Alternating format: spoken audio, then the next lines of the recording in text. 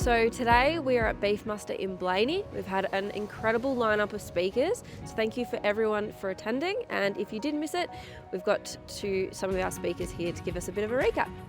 The key concept would be for producers to build relationships with the feedlots. Feedlots want to buy your cattle. They want long-standing, sustainable, good, strong relationships. And then invest some time on building that relationship, but also invest some time in the preparation of your cattle. Because at the end of the day, the cattle that you present to the feedlot and how well those cattle perform, that will be a measure of your worth to that particular feedlot enterprise.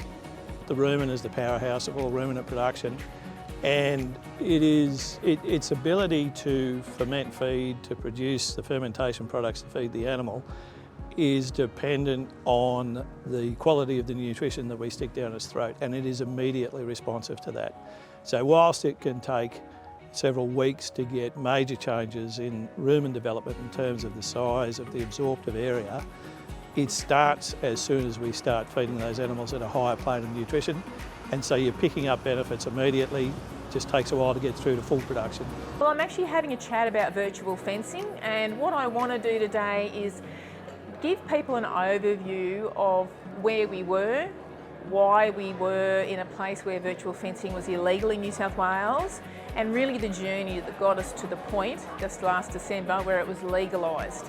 And just to emphasise to people the amount of work that's gone in to making sure that the legislation and the regulations and the guidelines around it ensure a good productive outcome for farmers, good animal welfare, and that we can reap the broader rewards of using virtual fencing if people choose to go that way. But the main thing is reducing the amount of time that producers spend replacing fences, opening and shutting gates. It's also going to protect riparian zones. It can aid in better utilisation of pasture, and you can be far more responsive to seasonal conditions and what the cattle are doing.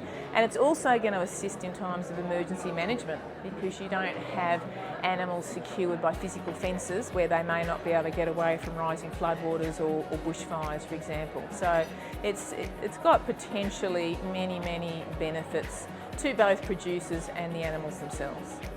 Quality really matters.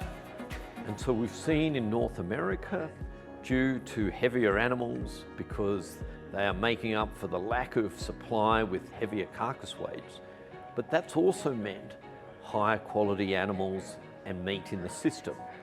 Prime in particular, which today makes up 14% of total production. 30 years ago, it was only 2%. That, with such high quality beef and choice as well, between them, 87% of the market is that high end in America.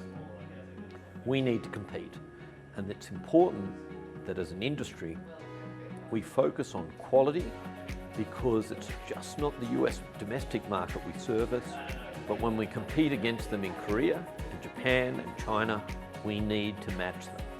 So quality remains the focus. Today's key messages from MLA is really about that there's strong demand for our product globally around the world. Also, a lot of our product certainly stays domestically as well. It's one of our biggest markets here is the red meat industry here in Australia. What consumers are thinking about beef and the changes in that from a desire to eat more protein and red meat, and then also how the feedlot program is influencing producers here today. So obviously a lot of these producers are supplying cattle into that industry and really focusing on the priorities of the feedlot industry and how we can assist them and provide them with tools to do a better job that then flows up the chain and also back down the chain.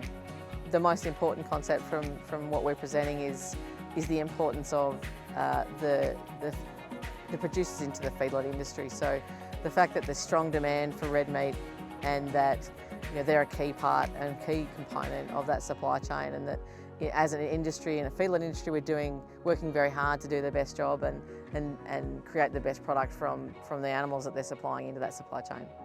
So big thank you for everyone for attending today, and if you want to find out more about LLS or the events that we've got, you can join our Facebook or sign up to the newsletter or check out the events page on the website.